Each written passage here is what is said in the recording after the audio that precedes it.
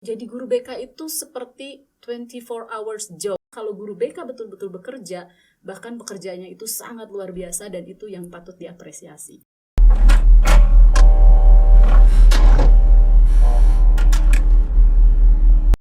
Halo teman-teman, selamat datang di channel BK UPI.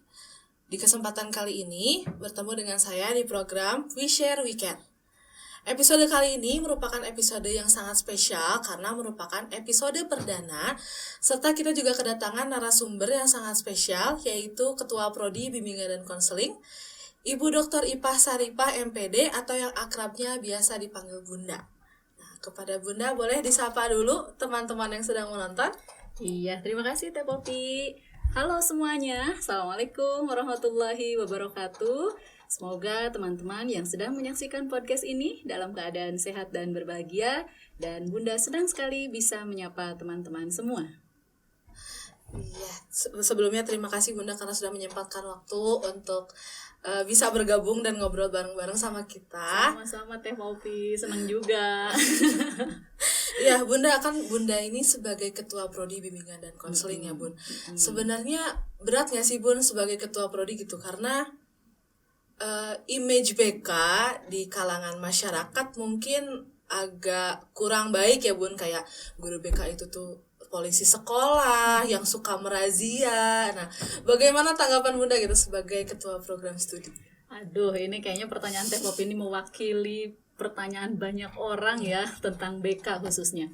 Oke Teh Popi, kalau ditanya berat atau enggaknya, Bunda sih lebih senang menyebutnya sebagai menantang ya.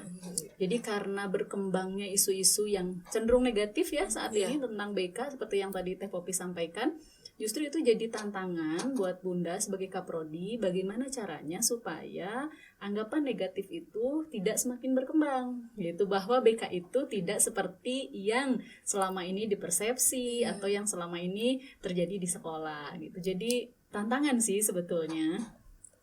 Ya, mungkin selain polisi sekolah ya Bun ya, ada beberapa isu yang menyebar di antara masyarakat dan siswa gitu. Salah satunya siswa yang datang ke ruang BK itu pasti siswa yang bermasalah. Nah, itu sebenarnya gimana sih Bun? Ya, ini tidak bisa disalahkan juga ya, karena memang isu ini isu yang berkembang sudah sangat lama di masyarakat bahwa jangan sampai deh gitu ya masuk ke ruang BK dipanggil karena itu artinya kamu bermasalah. Nah, sebetulnya ini juga anggapan yang kurang tepat, bahkan boleh dikatakan keliru, karena hakikat BK itu sebetulnya bukan hanya menangani siswa-siswa yang bermasalah gitu ya, justru BK itu mengembangkan potensi yang dimiliki oleh siswa agar dia bisa berkembang menjadi pribadi yang optimal, yang utuh gitu. Jadi anggapan bahwa BK itu hanya menangani anak-anak yang bermasalah itu sebetulnya anggapan yang keliru, yang tidak tepat dan yang harus segera diberantas. Ya, jadi teman-teman sebenarnya yang datang ke ruang BK itu tuh gak selalu anak-anak yang bermasalah, itu bisa aja anak yang memang ingin mengeksplor lebih tentang dirinya, mengenai minatnya, mungkin bakatnya ya Bun ya. Yang ingin mengembangkan potensi. Iya gitu, untuk mengenal dirinya lebih baik gitu, itu bisa kedatang ke ruang BK sebenarnya ya Bun ya. Nah, selain dari siswanya nih Bun, ada juga anggapan yang menganggap guru BK itu tuh makan gaji buta kasarnya. Karena mungkin kalau guru biasa itu terlihat ya Bun bekerjanya, ngajar di kelas, masuk ke kelas. Sedangkan guru BK mungkin beberapa kebijakan sekolah itu tidak memberikan jam untuk BK khusus. Ya. Nah, itu bagaimana tanggapannya tentang guru BK yang diam di ruangan BK? Aduh, ini sebetulnya menyakitkan banget ya gitu. Guru BK dianggap makan gaji buta. Teh Popi kan tahu ya, kalau bimbingan dan konseling, kalau diterjemahkan ke bahasa Inggris itu kan guidance and counseling, disingkat GC ya, GC. Nah, itu dulu sering dipresetkan menjadi guru cicing. Artinya guru yang memang hanya diam gitu kan, diam di ruang BK, tidak terlihat kerjanya seperti apa. Nah, mungkin karena itu lalu berkembang anggapan guru BK itu makan gaji buta gitu. Padahal sebetulnya sebagai seorang guru peran, fungsi, tugasnya sama gitu kan, pendidikannya tadi. Ada beberapa sekolah yang tidak secara eksplisit memberikan jam khusus untuk BK masuk kelas gitu ya. Sehingga guru BK itu terlihat seperti diam saja di ruangannya. Padahal sebetulnya banyak sekali pekerjaan yang dilakukan oleh guru BK. Mulai dari hal-hal yang sifatnya administratif, ya, tentang data siswa gitu kan, seperti itu. Kemudian juga menangani siswa-siswa yang datang untuk berkonsultasi, memberikan konseling. Bahkan sebetulnya dulu itu berkembang bahwa jadi guru BK itu seperti 24 hours job, Teh Popi. Pekerjaan yang hampir 24 jam. Itu karena di luar jam kelas pun guru BK tuh masih harus nyempet-nyempetin gitu kan, menjawab pertanyaan siswa, konsul, yang nangis lah, yang apa gitu. Jadi saya sih termasuk yang sangat menentang adanya anggapan bahwa guru BK itu makan gaji buta. Karena kalau guru BK betul-betul bekerja, bahkan pekerjaannya itu sangat luar biasa dan itu yang patut diapresiasi. Gitu Teh Popi. Nah, berarti teman-teman jangan lagi ada anggapan kalau guru BK itu hanya diam di ruangan saja ya. Ternyata pekerjaan sebagai guru BK juga itu sangat berat dan bahkan perlu waktu sampai 24 jam penuh ya Bun ya untuk bisa melayani siswa dengan baik. Nah, selanjutnya nih Bun, mengenai mungkin ada beberapa sekolah mungkin ya Bun sampai sekarang terdapat guru BK yang kualifikasinya itu bukan dari lulusan bimbingan dan konseling. Bahkan kita sering mendengar anggapan guru yang kurang jam akhirnya dijadikan guru BK. Padahal itu sebenarnya gurunya ini bukan dari bimbingan konseling. Nah, itu gimana tanggapan Bunda? Ya, ini juga satu isu, satu permasalahan yang memang masih banyak ya terjadi di sekolah-sekolah kita. Kita harus jujur mengakui. Idealnya ketika kita bicara BK sebagai profesi, tentu itu harus diampu oleh orang-orang atau guru yang betul-betul lulusan dari bimbingan dan konseling. Nah, kenyataannya di lapangan tadi seperti Teh Popi sampaikan, kadang-kadang ada beberapa guru yang karena kekurangan jam mengajar, lalu dia diberikan tugas tambahannya sebagai guru BK gitu ya. Ini terjadi sejak dulu sampai sekarang masih. Ini juga tentu satu kondisi yang sangat disayangkan sebetulnya.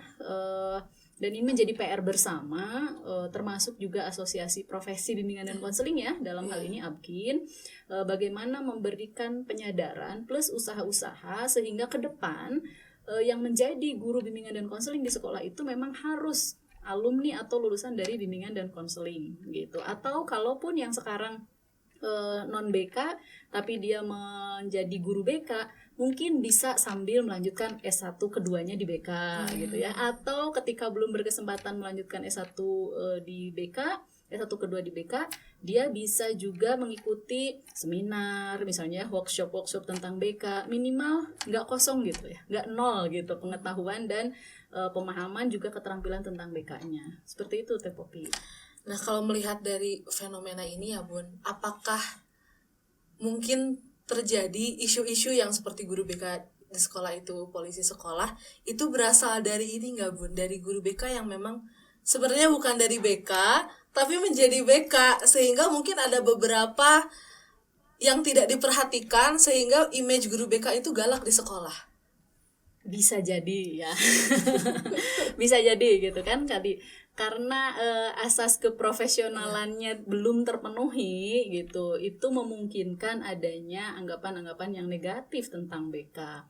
Tapi juga tidak selalu menjamin ya bahwa yang lulusan BK juga akan menjadi guru BK yang baik dalam pandangan semua pihak ya gitu. Nah, ini tentu tantangan bagi kita semua gitu. Tapi kalau kita berbicara profesional tadi, salah satunya adalah kualifikasinya terpenuhi dulu. Mudah-mudahan setelah itu dari sisi pengetahuannya, kemudian sikapnya, sampai ke keterampilannya betul-betul menggambarkan sebagai sosok guru BK yang utuh. Nah, sehingga dengan itu mudah-mudahan anggapan-anggapan negatif ya, stigma-stigma yang kurang menguntungkan bagi BK itu bisa terkurangi. Nah, dari tadi kan kita membahas tentang isu-isu BK ya Bun ya, permasalahan tentang BK, tanggapan orang tentang BK. Nah, sebenarnya bimbingan dan konseling itu apa sih Bun? Secara apa ya, lebih mudah dipahaminya gitu. Oke. Kita bicara yang simpel-simpel aja ya Teh Popi ya. Kalau yang terlalu berat nanti di perkuliahan ya. Jadi bimbingan dan konseling itu kan sebenarnya terdiri dari dua kata. Ada bimbingan, ada konseling. Nah, ketika itu disatukan, maka menjadi tidak terpisahkan bimbingan dan konseling. Ada kata dannya di situ sebagai yang menghubungkan gitu ya. Sederhananya, bimbingan dan konseling itu adalah satu upaya, satu proses bantuan, ya, yang tujuannya adalah untuk memfasilitasi. Dalam hal ini berarti memfasilitasi itu memberikan kemudahan, begitu ya, dan juga untuk memandirikan peserta didik. Dalam hal ini seringkali disebutnya konseling, gitu ya. Sementara orang yang membantu itu disebutnya konselor. Untuk apa? Supaya peserta didik itu atau konselor itu bisa memperoleh perkembangan dirinya yang utuh dan optimal. Mudah-mudahan bisa dipahamin ya. Iya. Intinya ya proses membantu gitu ya, membantu individu atau konseli agar berkembang secara optimal gitu. Ya, berarti mungkin salah satu tugas guru BK itu adalah membantu ya Bun Iya, ya. betul, membantu. Nah, untuk fungsi BK sehari-hari nih Bun, kira-kira apa saja sih Bun? Waduh, kalau bicara fungsi banyak banget Teh Popi. Paling tidak ada 10 lah ya. Ada 10 fungsi nih. Mulai dari fungsi yang sifatnya pemahaman, artinya bagaimana BK itu membantu individu tadi ya, memahami dirinya dulu gitu. Karena kan sebelum dia paham dirinya, akan sulit dia memahami orang lain, lingkungan di sekitar dia. Jadi ada fungsi pemahaman, kemudian ada fungsi yang sifatnya pencegahan atau preventif. Nah, fungsi ini yang seharusnya lebih banyak daripada yang kuratifnya gitu ya. Bagaimana fungsi ini mencegah individu supaya tidak mengalami permasalahan yang akan merugikan dirinya. Jadi mencegah dulu, selalu mencegah itu lebih baik ya. Iya, daripada mengobati betul, ya, daripada mengobati. Akan ada peribahasanya sedia payung sebelum hujan katanya.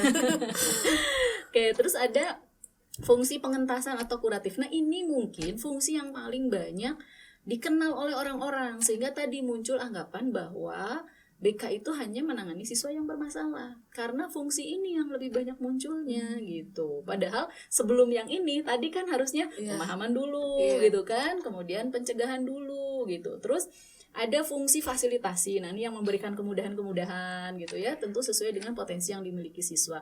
Lalu ada juga fungsi pemeliharaan. Ketika siswa sudah diketahui memiliki potensi-potensi yang baik gitu ya. Nah, itu bagaimana itu di maintenance, dipelihara gitu yang baik-baik itu. Kemudian ada fungsi penyaluran. Kita bantu siswa itu sesuai dengan potensi, bakat, minatnya. Kira-kira yang cocoknya kemana nih?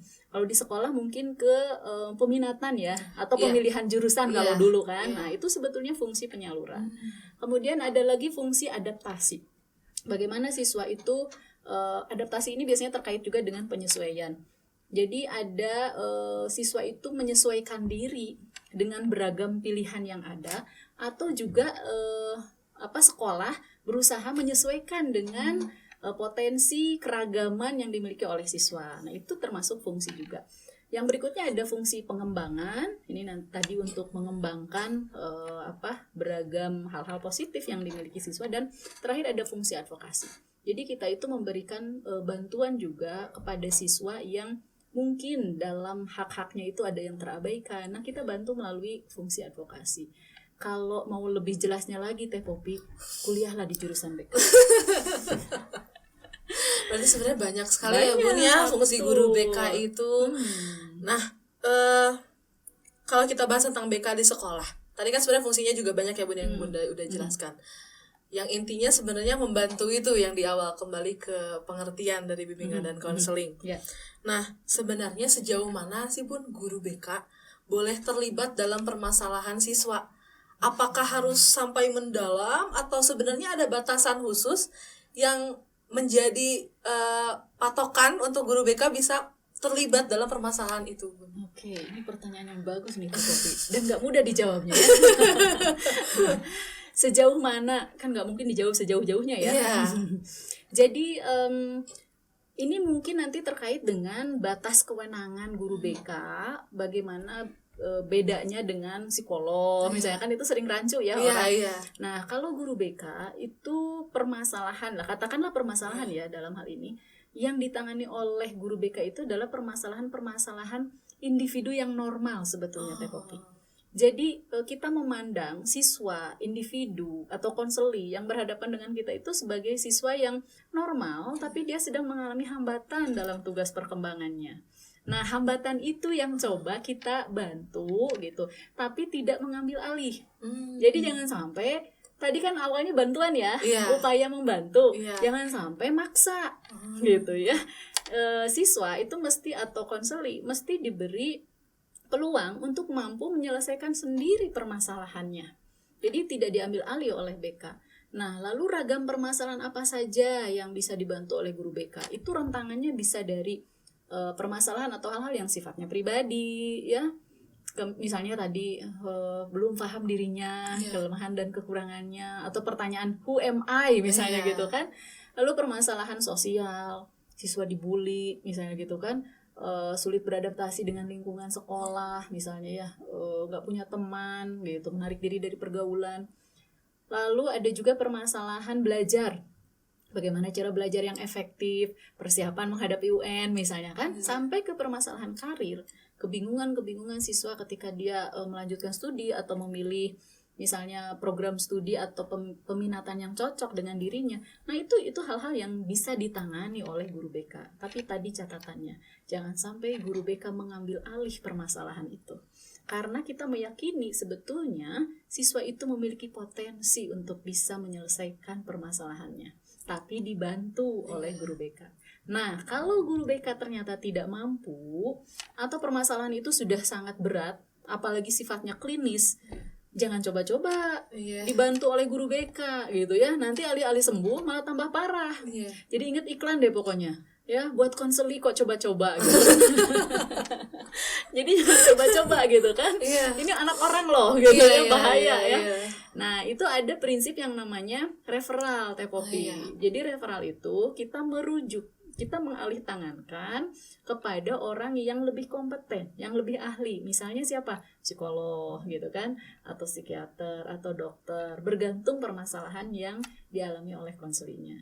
Gitu Teh Popi. Jadi walaupun guru BK itu kompeten, dia tetap punya batas-batas kewenangan. Mana yang bisa dan boleh saya tangani, dan mana yang ini di luar kewenangan saya. Nah, itu yang harus dipahami. Oke, berarti sebenarnya jadi guru BK juga bukan berarti kita bertanggung jawab penuh atas semua permasalahan atau tugas perkembangan siswa ya Bun ya sebenarnya. Nah, dalam proses mengenal dan mempelajari BK sebenarnya kan berarti banyak banget yang harus dipelajarin ya Bun ya. Mulai dari mungkin memahami seseorang, mengenal, beradaptasi, apalagi kita berhadapan dengan banyak hal yang mungkin tidak semua guru hadapi gitu. Nah, kira-kira jika kita belajar di prodi bimbingan dan konseling, itu belajarnya apa saja sampai kita bisa melakukan semua mungkin yang Bunda sebutkan tadi. Kesannya kok susah gitu ya jadi mahasiswa BK. Mudah-mudahan setelah teman-teman nonton podcast ini bukan makin menyurutkan minat, nggak mau aja jadi guru BK gitu ya, saking banyaknya harus tugasnya. Tapi justru makin termotivasi gitu ya. Jadi yang dipelajari di prodi BK itu memang banyak Teh Popi. Mulai dari hal yang sifatnya konseptual teoretis sampai ke yang praktis yang sifatnya keterampilan yang memang harus dipraktekkan langsung. Nah, di teori misalnya kita juga belajar tadi memahami individu jelas ya. Kemudian juga bagaimana mengakses gitu ya seseorang, mengukur potensi yang dimilikinya baik melalui tes ataupun non tes. Lalu ada ditunjang juga dengan psikologi umum gitu ya, kemudian psikologi perkembangan. Jadi tipis tuh gitu ya irisannya dengan psikologi. Memang kita belajar tapi diarahkan ke konteksnya bimbingan dan konselingnya gitu ya, spesifik dalam dunia pendidikan khususnya sekolah. Kemudian kita juga belajar memahami atribut-atribut psikologis yang dimiliki oleh individu. Dimensi misalnya seperti kecerdasannya gitu kan, bakat, minat dan seterusnya. Kita belajar tentang itu. Di samping itu kita juga diperkuat dengan cabang-cabang ilmu yang lain. Tadi psikologi, sosiologi gitu ya, seperti itu kita belajar. Plus karena kita di UPI nih ya, Universitas Pendidikan Indonesia, jadi nuansa pendidikannya nggak hilang. Kita belajar juga tentang kependidikan atau pedagogi. Jadi komplit deh sebetulnya ketika kita belajar bimbingan dan konseling. Praktek-praktek konselingnya juga ada, baik yang sifatnya individu ataupun kelompok gitu. Berarti sebenarnya seru ya Bun ya? Seru. Belajar di bimbingan dan konseling gitu. Banyak banget yang dipelajari gitu, bukan hanya teori tapi ada keterampilannya juga gitu. Nah, Dari tadi kan kita membahas guru BK gitu ya Bu. Nah sebenarnya apakah memang menjadi mahasiswa BK itu akan selalu menjadi guru BK atau sebenarnya ada prospek pekerjaan lain Bu? Oke, Bunda menjawab tentu tidak. Ada banyak prospek karir sebetulnya untuk lulusan BK ini Teh Popi. Yang pertama dan utama tentu menjadi guru BK gitu ya, tapi juga bisa menjadi konselor. Nah ini mungkin apa sih bedanya gitu ya guru BK dengan konselor. Jadi konselor itu sebutan profesional gitu ya, untuk seseorang yang sudah menempuh pendidikan profesi konselor, konseling ya, bimbingan dan konseling gitu. Jadi setelah jadi guru BK dia boleh jadi konselor, bisa jadi konselor. Kemudian juga kalau misalnya di dunia industri atau di perusahaan dia bisa bergerak sebagai bagian SDM-nya atau HRD-nya ya, nah, Human Research Development-nya. Lalu ada juga yang misalnya dia menjadi tester, tenaga ahli yang suka memberikan tes gitu ya, mungkin di lembaga-lembaga yang terkait dengan itu. Juga bisa menjadi dosen Teh Popi. Jadi kalau Teh Popi mau jadi dosen juga peluang itu sangat terbuka lebar, tentu dengan syarat dan ketentuan berlaku ya. Misalnya pendidikan akademiknya dilanjutkan gitu, nggak cukup S1. Dosen di berbagai perguruan tinggi dan ya percaya atau tidak alumni BK FIP UPI ini jadi rebutan gitu ya, karena memang sangat diakui kualifikasi dan kompetensinya gitu. Nah, di samping itu ada juga beberapa teman alumni yang walaupun jumlahnya sedikit, tapi mereka bekerja mungkin di bidang-bidang yang sepertinya tidak terkait dengan ke-BK-an, tapi ilmu BK-nya sangat teraplikasikan. Misalnya di bank, misalnya. Di bank. Ada juga yang menjadi pramugari, ada gitu. Yang masih dekat-dekat misalnya jadi konselor atau penyuluh narkoba di BNN ada. Jadi sebetulnya peluang karir untuk alumni BK, lulusan BK itu sangat terbuka lebar. Dan kelebihan mereka adalah mereka jadi lebih mudah memahami orang lain gitu. Tuh, berarti teman-teman nih yang sedang nonton, kalau jadi mahasiswa BK itu nggak selalu jadi guru akhirnya. Mungkin beberapa di antara kita ada yang mungkin tidak berbakat menjadi guru. Sebenarnya banyak profesi lain ya Bu, ya nggak usah dipaksakan kita harus jadi guru gitu. Banyak profesi lain yang masih ke-BK-an dan bisa kita ikuti gitu ya Bun ya. Oke, pertanyaan terakhir nih Bun. Mungkin ada beberapa teman-teman yang nonton ini masih sekolah gitu ya, masih penasaran sama jurusan-jurusan terutama jurusan BK gitu.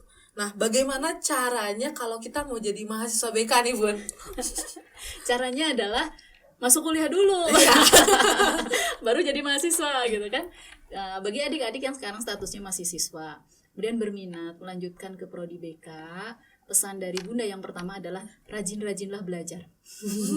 Sungguh-sungguh dulu gitu ya. Persiapkan diri sebaik mungkin untuk bisa masuk ke prodi BK ini melalui berbagai jalur yang ada di UPI. Gitu kan, ada SNMPTN ya, terus ada SBMPTN, kemudian ada SM atau MUP juga gitu ya. Kalau teman-teman berprestasi kan bisa masuk lewat jalur prestasi itu gitu ya. Jadi ada berbagai jalur masuk yang bisa teman-teman tempuh untuk menjadi mahasiswa bimbingan dan konseling. Tapi syaratnya yang pertama adalah teman-teman mesti memiliki kepribadian yang senang membantu orang lain. Kita menyebutnya sebagai altruis Teh Popi. Karena ketika kita tidak punya keinginan untuk membantu orang lain, sulit jadi guru BK gitu ya. Yang lain-lain sih bisa dipoles di perkuliahan ya gitu. Tapi jiwa altruisnya itu yang mesti muncul gitu. Jadi semangat untuk teman-teman yang ingin tahu lebih banyak. Kita bisa lihat juga punya berbagai saluran media sosial ya Teh Popi ya, yang bisa menampung aspirasi kalau teman-teman ingin bertanya lebih lanjut, ingin tahu lebih lanjut tentang prodi bimbingan dan konseling ini. Jadi pokoknya kita sangat menantikan teman-teman bergabung.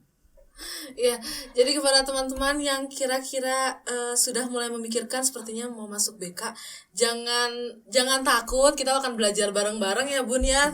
Seperti yang sudah dijelaskan tadi, bahwa menjadi guru BK itu bukan sebuah hal yang buruk gitu. Maksudnya dibanding isu-isu di sekolah yang guru BK itu galak, guru BK itu polisi sekolah, itu sebenarnya enggak ya Bun ya, enggak sama sekali gitu. Oke, karena kita telah akhir acara. Terima kasih Bunda atas waktunya di tengah kesibukan Bunda sebagai ketua prodi masih menyempatkan waktu untuk bisa sharing dan ngobrol sama kita. Semoga Bunda sehat selalu. Amin, amin, amin. Dan kepada teman-teman yang sedang menonton, terima kasih sudah mengikuti acara ini. Jangan lupa untuk like, komen, dan subscribe channel BKUP karena kita akan banyak konten yang sangat seru, bukan hanya tentang bimbingan dan konseling secara BK-nya aja, tapi kita bakal bahas banyak banget hal yang pastinya seru. Oke, sekian dari saya, Poppy Maesari Afendi. Sampai bertemu di episode selanjutnya. Bye, assalamualaikum.